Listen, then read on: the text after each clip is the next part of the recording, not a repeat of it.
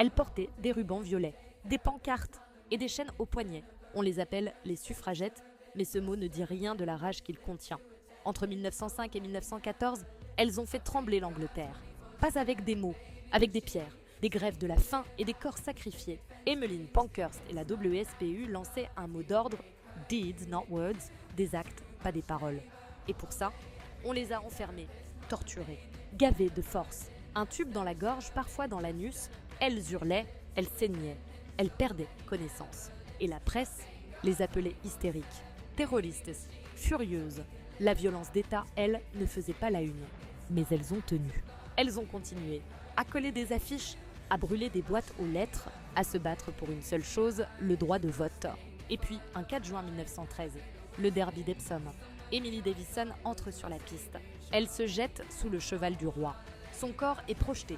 Elle meurt quelques jours plus tard. On l'a traitée de folle. Mais elle savait ce qu'elle faisait. Un sacrifice pour marquer les esprits. Une mort pour notre droit à exister. Elle avait été arrêtée 9 fois, brisée en prison. Mais c'est cette chute sous un cheval de course qui fera d'elle un symbole. Le monde entier regarde et comprend que les femmes ne reculeront pas. Ce qu'on oublie, c'est que ces femmes venaient de tous les milieux. Blanches, noires, ouvrières, professeurs, mères, veuves, lesbiennes. Certaines étaient torturées à mort. D'autres, comme Sophia Duleep-Singh, princesse indienne, manifestaient devant Buckingham. Et l'histoire les a presque toutes effacées. Si tu votes aujourd'hui, c'est parce qu'une femme est morte sous un cheval, qu'une autre a été nourrie de force par le nez et qu'une autre encore a marché, pieds nus, sur du verre brisé. C'est parce qu'elles ont crié quand le monde exigeait leur silence.